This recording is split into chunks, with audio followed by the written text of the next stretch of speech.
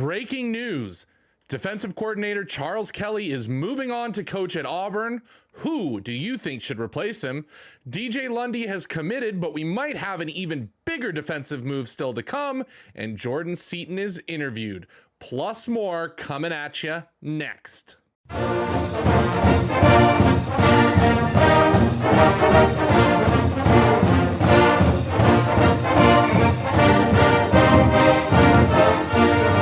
What's up, Buff Nation, and welcome to Buff News Weekly, your weekly recap of the past week's Colorado football news. I'm your host, Russ Dornish. If you can do me a huge favor, we had over 500 views on last week's video, but currently only stand at about 10 subscribers.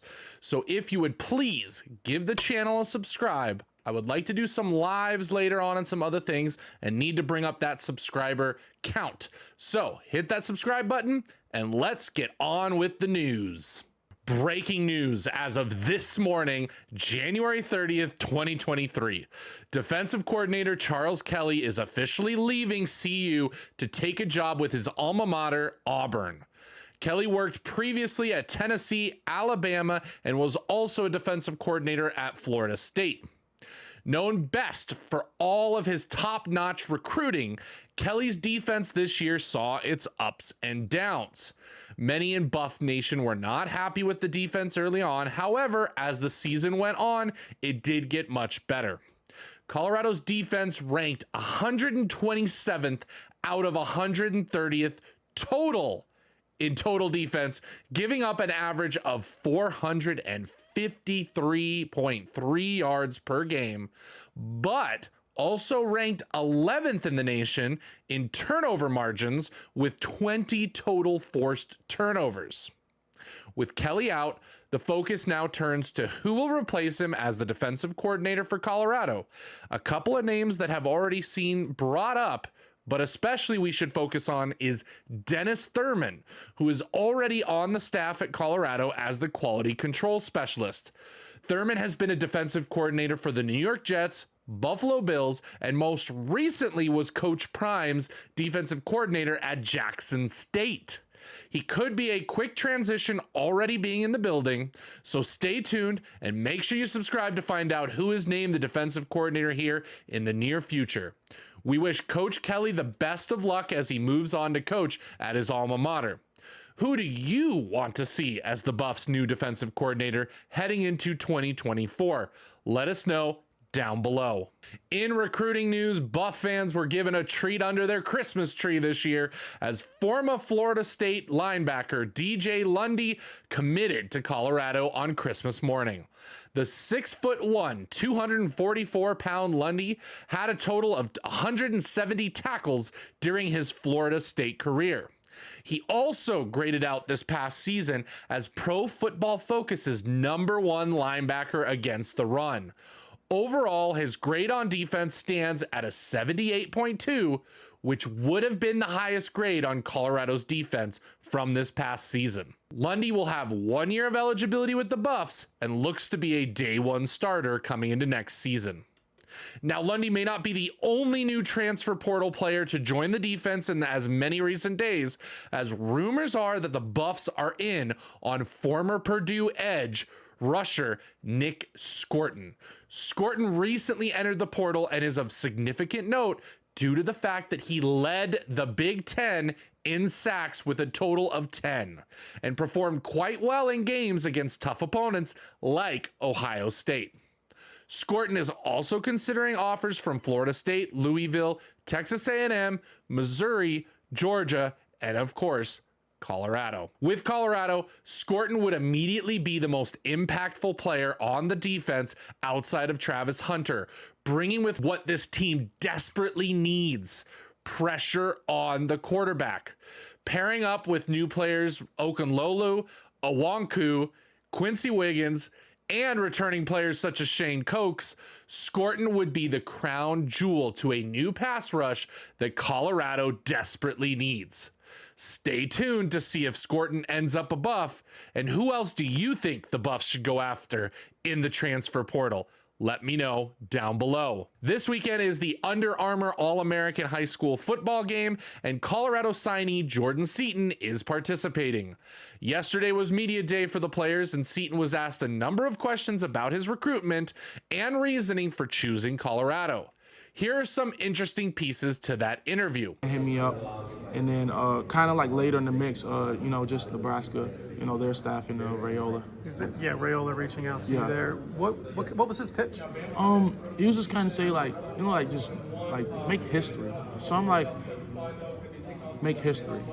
I can make history at Colorado, So it's just like, I kind of get where you're coming from. He got a family background, so his decision was kind of made his different, but.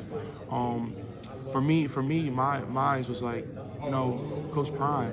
Like, anybody I want to train with, like, I'm about to train in Dallas. I'm about to go to Dallas and train with training them. So the amount of connections that I have and the amount of access to people that have done it is unbelievable. And, it's about who you know, not what you know nowadays. The biggest difference you noticed with Coach Dion, like the personable nature? I mean, you're talking about Coach Day and Nick Saban and Dan. These are great recruiters, great coaches, but it seems like Coach Dion is just a little bit more personable with you. He's really about the person first. That's really why I chose him. He's about you. He's about the person first, and he wants to develop you into a man.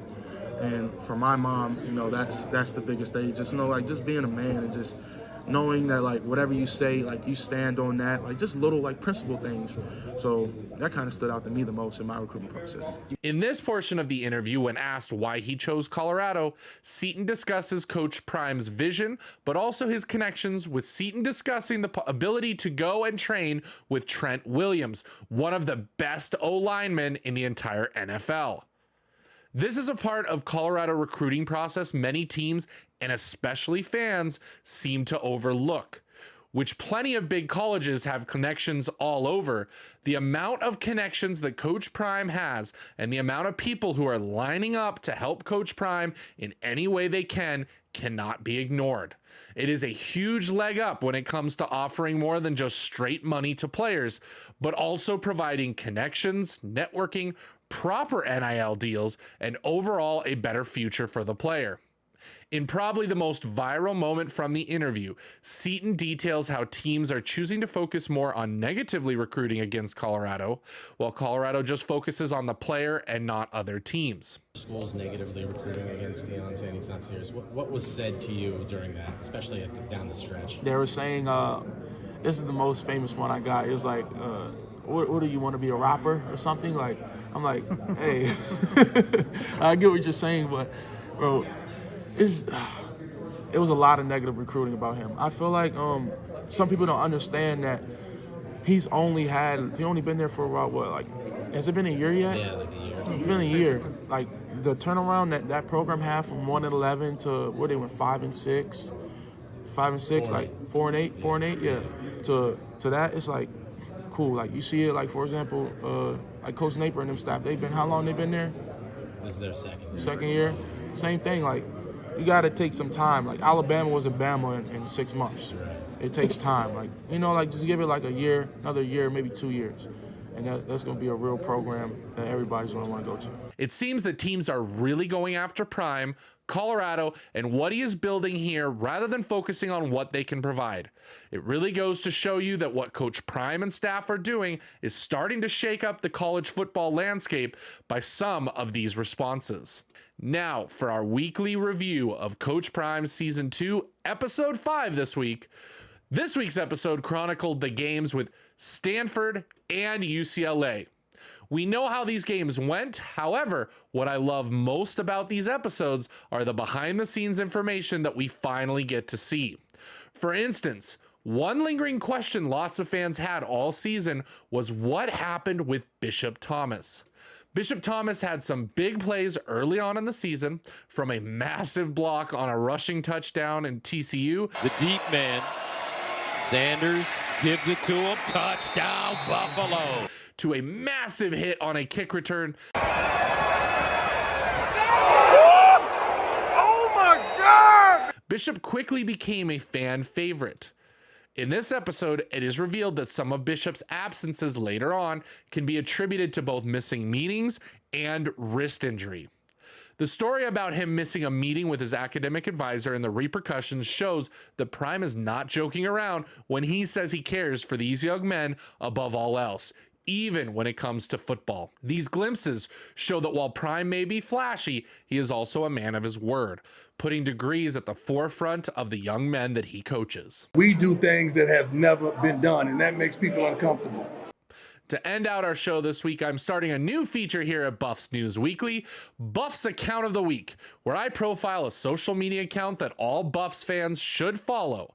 This week's account is ScoBuffs22 over on X, formerly known as Twitter, also known as Matt H. Matt is a must-follow for any Buff fan with his in-depth thoughts to his breaking news coverage. He also throws in some humor as well, making him a must-follow for anybody over on Twitter. Make sure you give him a follow and let him know Buffs News Weekly sent you. That's all for this week. We appreciate all the views and new subscribers. Make sure, of course, you do hit that subscribe button if you're watching for the first time so we can continue to grow, and we will see you next time. I'm Russ Dornish for Buffs News Weekly. Go Buffs!